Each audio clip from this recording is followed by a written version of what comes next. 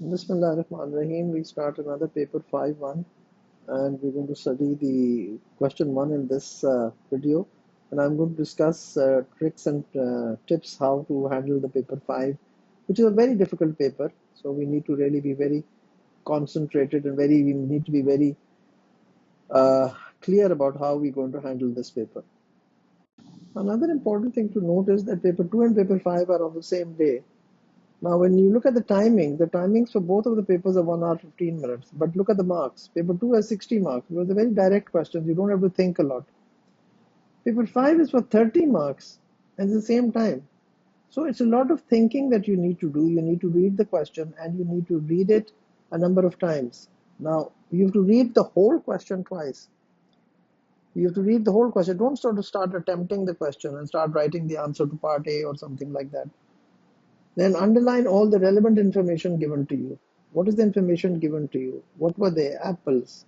When did we take the apples? When they were ripe, or when they were not ripe, or when they were this diameter. Then when you're reading it the second time, then start to think about the answers. And maybe you need to read it again for a third time. So these are the tips how to handle this paper 5. 1 hour 15 minutes, paper 5-1. This is the November 2023 exam. Question number 1, fruits in the diet can be a source of vitamins, such as vitamin C and vitamin A, which are important in maintaining good health. Vitamin A is a group of molecules that include retinol and retinal. Vitamin C is an organic acid known as ascorbic acid. Ripening occurs in fruit when molecular changes cause an increase in sugar content, color changes, and softening of the fruit over time. So, sugar content, color change, and softening of the fruit. So we're talking about 3 things: sugar content, color changes, and softening of the fruit over time. Ascorbic acid is found in plant cells. The fruits of many plants have high concentrations of ascorbic acid. We all know oranges have a lot of ascorbic acid. A student planned to investigate how the ascorbic acid concentration changes with the ripeness in the fruit of the apple tree. Ripeness means how it changes, first it's green, then becomes yellow, then it becomes like, look at mangoes. Mangoes are green in the beginning and then they're very sour and then they slowly become sweet and they change their color. They may become yellow at times. Sometimes they don't become yellow. So the fruit of M. domestica apples are shown in figure 1.1. The student removed an apple that was 5 centimeters in diameter from a tree. So we removed an apple which was 5 centimeters in diameter. The student measured the sugar content of the apple, which was low. This indicated that the apple was at the early stages of ripening. That means it was unripe. For the investigation, the student decided to select apples from trees when each apple was 5 centimeters in diameter. Okay, so we went along the trees and we went one tree, then the second tree and the third tree, and we looked at apples which were only 5 centimeters in diameter. The student assumed that the ripeness of each apple would increase each day after it had been picked from a tree. So then we pick it up, we don't leave it on the tree, we pick it up, we take it home, and we keep it in the lab, and then we think that it will increase the ascorbic acid or decrease the ascorbic acid, whatever. The ripeness would increase each day after it had been picked. Suggest why the diameter of the apple selected may not give an accurate estimate. And that's only 1 marks. Why the diameter would not give a correct estimate? Because you see, different apples are of different sizes. When you buy apples, they're different sizes and they're all ripe. So what was wrong about it? That the size of the apples may not be related to the ripeness. A bigger apple could be ripe, or even smaller than this could be a ripe one. And individual apples ripen at different rates. And there are many other factors which affect the ripeness of the apples or the diameter of the apples. So it was a suggest. So it is generally a very, very tricky answer. And you need to be very careful in wording this answer. You see, size not related to ripeness. Apples may ripen at different rates.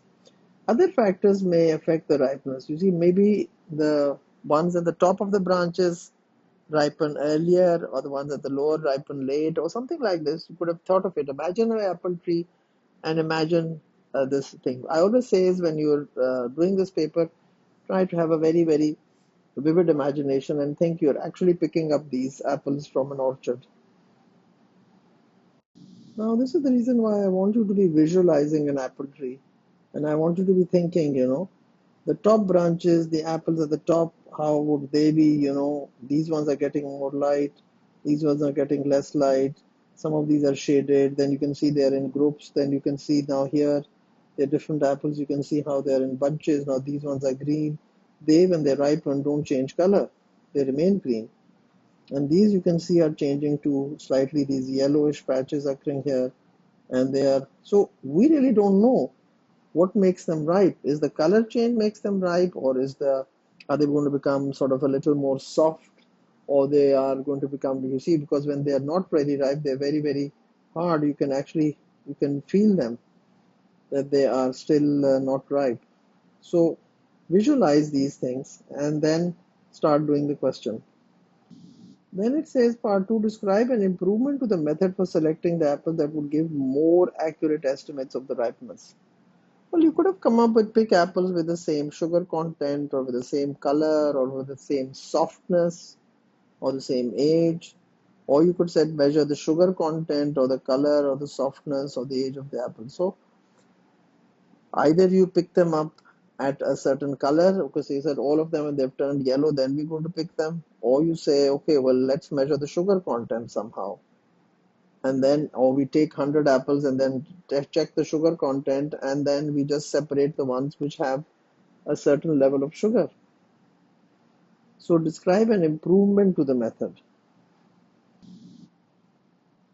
So it was just generally an improvement which they wanted, and they wanted some sort of a suggestion, and you should have come up with a very, very sensible suggestion. Now the B part of the question says the student suggests how ascorbic acid concentration changes with ripeness in the fruit of other species. Based on this research, the student predicted that the ascorbic acid concentration in apples will be lowest in unripe apples. So it will be the lowest when they are first picked from the leaves. They will increase over several days and peak in partially ripe apples, decrease slightly in later days as becomes fully ripe. So, well, fine, you got a graph like that. But then what are you going to put on the x-axis and what are you going to put on the y-axis? So you get a graph like that. There were 2 marks for the graph. It says correct axis labels and the correct shape. So time and ascorbic acid concentration, and this would be getting you the labeling of the axis. This and this would get you 1 mark, and this graph peaking and then slightly decreasing would get you another mark.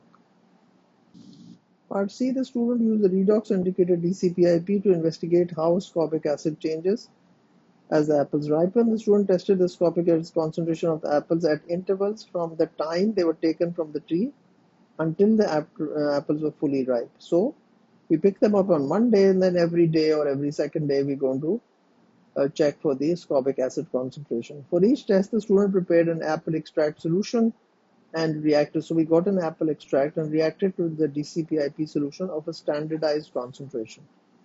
The student was provided with a 0.01 mole dm cube stock solution of DCPIP. After preliminary research, the student decided to dilute the stock solution to prepare a 0.0005. So from 0.01, we've gone down to 0.0030 zeros and a 5. So from 101 has gone down to 0.0005. The student used 2 steps to dilute the stock solution to the 0.0005. Complete the description of the 2 steps for dilution by adding the correct values to the sentences. Step 1. The student makes 10 centimeter cube of 0.01. So we've got 0.01. 10 centimeter we got this of 1 stock with, okay, what is this? There's a question mark here. of distilled water to produce solution A, and solution A has a concentration of 0.001. So 0.001. Now in this step, we took 10 of this, and so we're going to add how much of this to make it 10 times diluted? So very simple, you added 90 cm. 10 plus 90. Why? Because we've diluted it 1 in 100. 1 in 100. 0.01 we've gone down to 1 in 100. So 10 plus 90. So in 100 we've diluted and we got 0.001. Now in the step 2, the student then mixed so much of solution A. So solution A is this one, 0.001, with 50 cm³ of distilled water, and from 0.001 we've gone down to now 0.0005. So we'd add 50 here. 50 to 50. Why? Because you've halved it. 0.001 has gone down to 0.0005. So you've halved it, and that is why you would add 50 of this. So this got you 1 mark and this got you another mark, which was a very easy mark because every mark in paper 5 counts. And it's very important that you do not lose these marks because of just a careless mistake. I know some of you find this math very difficult, but I'm sorry, you'll have to figure this out. Now coming to part 2 of the question, DCPIP changes color from blue to colorless when it is reduced by ascorbic acid.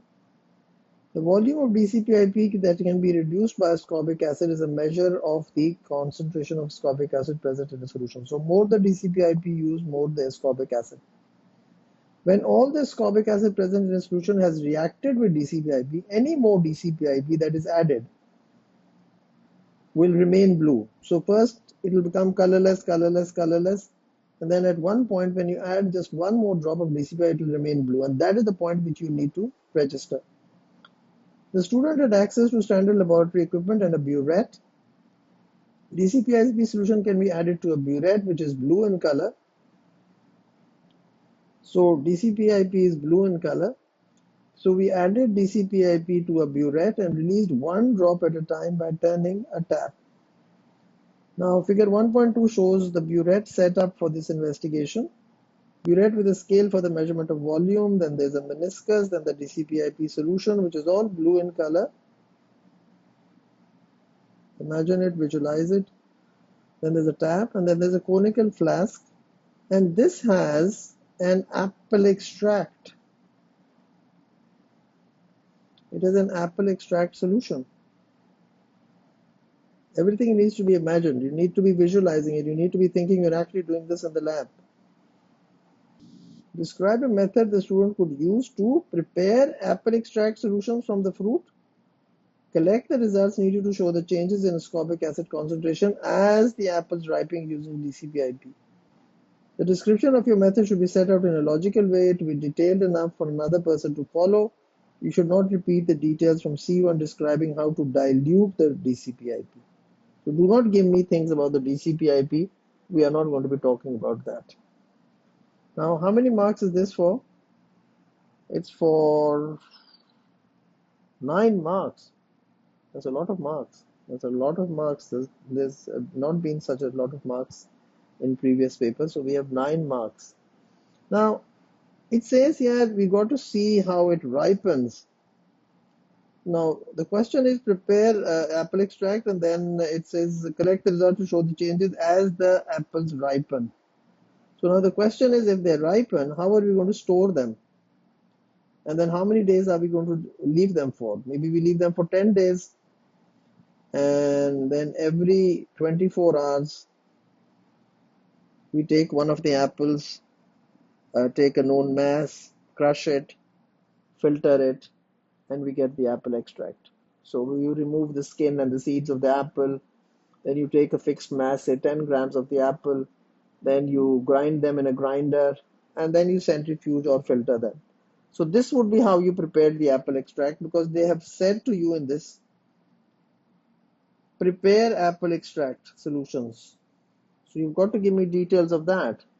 Remove the skin and seeds of the apple, use the a standard mass of the apple, say 10 grams of the apple, then you grind them or crush them in a blender, and then you centrifuge them or filter them. So that's 4 mark points. Then how many days are we going to leave it for? 5 days it says minimum, but I would say 10 days. Then use apples from the same tree. Then the question is the use apples from the same tree. Now, when you've picked up the apples from the same tree, then you're going to leave them for 10 days. So how are you going to leave them for 10 days? Are you going to leave them in a cardboard box? Are you going to leave them in a plastic bag? Are you going to leave them in sort of a covered container? Are you going to leave them like this? So I've just given you these different methods by which we could have kept them for 10 days. And then we take one apple out every day and test it with the DCPIP. So you have to realize is if you don't visualize all these things, I mean, I'm putting in all these pictures to make you all think in these lines. It's very important that you think in the correct lines. So testing for at least 10 days, then using apples from the same tree, then same storage conditions, whatever you say. Same storage conditions means keep them in a cardboard box so they're exposed to air. And then the temperature must be constant. They must be kept in a are you going to keep them in the fridge, or you're not going to keep them in the fridge, or you're going to keep them in a at a certain temperature in some sort of a specific place where you're going to keep them in an air conditioned room where the temperature is always maybe 30 degrees Celsius. So you've got to be thinking of all this, and then of course you can come up with all the details. Then if you look at the headings, I would say, first of all, how many days, and the storage thing, and then the apple extract solution. And the third heading which comes to my mind is measure the ascorbic acid concentration. Now, how would you give me details of that? We have to use the same apparatus, this apparatus. So place a stated volume of the apple extract. Say, how much did you put here? You could put 5 ml, you could put 1 ml, you could put 2 ml, whatever you're saying. So a set volume of place 1 ml, 2 ml, or 1 cm cube or 2 cm cube. Then you have to add the DCPIP. Then adding the DCPIP dropwise until the blue color remains. So as soon as you added the blue color, it would disappear. And a point came that when you added the blue color remained. And that is the volume that you were supposed to note here. How much volume was needed for that? So adding DCPI dropwise until the blue color remains, then shaking it or mixing it after each drop, and then of course you record this volume. Was it 2 cm cube, 3 cm cube, or 10 cm cube, or 5 cm cube? So you recorded that. Then you read the volume from the bottom of the meniscus. That is another rule that we follow. From the bottom of the meniscus, use at least 3 replicates for each day and calculate a mean. And then of course you come up with a safety, hazard, and risk. So DCPIP is an irritant. Use gloves when handling that. You could have said apples, allergy, gloves. You could have said knife can cause an injury, so cut away from the hand. Now you can see for a 9-mark question, we've already got 7 points. Test apple for 5 to 10 days, use apples from the same tree, same storage conditions, keeping the temperature constant and wrapping them in clear plastic, or keeping them in cardboard boxes, whatever you want to talk about, and keeping the temperature constant in an air-conditioned room. Then remove the skin and the seeds of the apples and take a set mass each time, say 15 grams. Grind them using a blender and then centrifuge or filter them.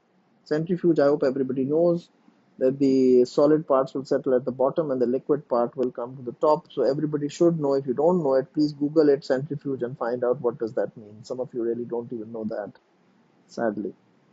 Then we come to the third heading, which is measuring the ascorbic acid concentration. Now coming to the third heading is measuring the ascorbic acid concentration using DCPIP. Now we have quite a few more points for it. Set volume. You can say 2 cm cube, 3 cm cube of apple extract in each conical flask. Now if you remember the conical flask, this was the conical flask. So how much are you going to add to it? 5 ml or any what you're going to state. You can't add 100 ml, you must know that.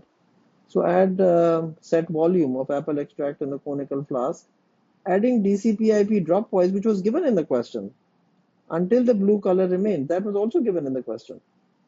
Then shake or mix after each drop. If you do chemistry, you do that very often. You do that sometimes in bio as well.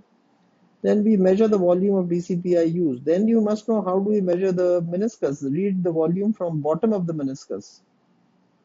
I'll just do a little, show you a slide on that. So you read the volume from the bottom of the meniscus, then you use 3 replicates for each day that you do. 3 replicates each day. This is very important that you tell me this. And you calculate the mean for each day. So you just shouldn't do one extract.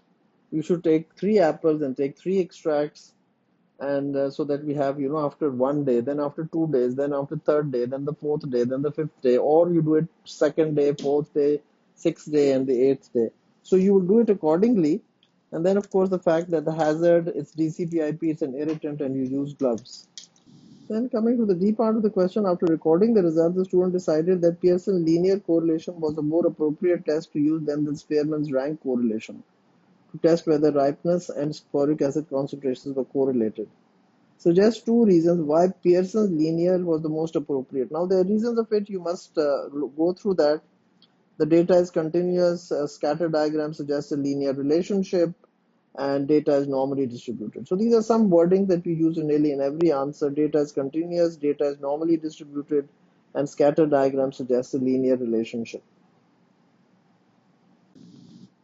Data is continuous, data is normally distributed, and scatter diagram suggests a linear relationship. Now coming to the last part of the question, E, many fruits are a good source of beta carotene which can be converted into the human body to vitamin A. The student investigated the beta carotene content of apples. The student measured the beta carotene concentration in ripe apples and the ripe fruit of 4 other species. Figure 1.3 shows the results.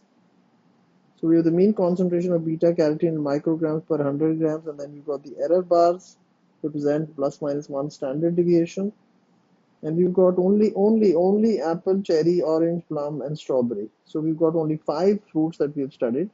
It's very important that you remember we can't generalize and say all fruits, because we've only studied 5 fruits. These are the type of questions which you have to keep in mind when you're going to read the listing. So error bars are there, they don't overlap, you can see that. Then you can see they're only 5, then this is the mean concentration of beta carotene, and these are the 5 apples. Then it says the student concluded that apples are not a good dietary source of vitamin A. Using the data in figure 1.3 to evaluate this conclusion. So we have apple, which is of course very low, but then strawberry is even lower than that. And the highest is in plum, and then orange, and then cherry. So the conclusion that the student made was, the student concluded that apples are not a good source of vitamin A. So when in a conclusion, whenever they ask you this, remember this, whenever they ask you to evaluate the conclusion, you must give me points for the conclusion, and you must give me points against the conclusion. Just like a debate, that you give me for a topic and against the topic. So whenever they say evaluate, the word evaluate is important that you understand this. The word evaluate means you give me points for and against it. So for the conclusion, yes, apples have the second lowest beta carotene concentration. Apples have the second lowest. Here, this and this, strawberry and apple. So the second lowest. And then you give me the data code from it. You see this one is here, how much? You have to figure this out. 4, I think. And this one is 8. So apple is 8 micrograms, and this is 4 micrograms. So you gave me a data code of it, that is 4 and 8. And then you said that the spread of the data for apple is lower than most of the fruits that were tested, as the standard deviation is smaller. You can see the apple standard deviation is smaller than these. You see this, you can see is more. This is the standard deviation. The error bars are much larger in the apples. So comparing the apples with the other, Spread of data apple is lower than most fruits that were tested, as the SD is smaller. The standard deviation, which is the error bar, is smaller. Then the against the conclusion, no statistical test carried out. You can write that nearly in every answer of evaluation. No statistical test carried out, like a t-test or a chi-square test or something like that. And the fact that only 5 fruits were tested. So that's against it. Those are points which you write here against it. That no statistical test carried out and only 5 fruits were tested, and we need to calculate the 95% confidence interval, which is another very important to make a real conclusion about it.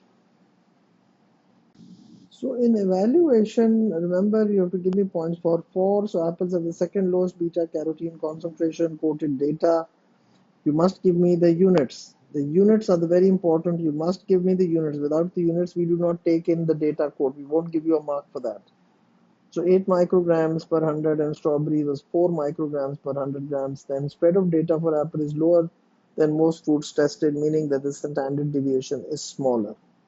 Then we come on to the against. So the points for against were need to calculate the 95% confidence interval, and no statistical test carried out, and only 5 fruits were tested. Now any three from these, you could have given me 1 for the conclusion, 2 against the conclusion, you could have given me 4 different points, you could have given me 5 points, and 3 of them were correct, and I would give you the 3 out of 3. These are very important that you give me all these points so that you should be getting the 3 out of 3. You should not miss out any mark on this. This is a very, very tough exam, and I want everybody scoring well in this. Now just a little bit about the meniscus. Reading the graduated cylinder, liquids and glass and some plastic contains curve at the edges. This curve is called the meniscus. Look for it on your graduated cylinder. Your eye should be level with the top of the liquid. You should read the bottom of the meniscus. Then you can see how it can change if you're looking from the top or if you're looking from this. So there could be a question on this. And then you can see in transparent liquid, you can use the lower meniscus in the colored or the non-transparent. Important, colored or the non-transparent. This was transparent, the one in the blue was, so you looked at the lower meniscus. So please everybody remember this, revise this. If you don't know it, please Google it and have a look at it again.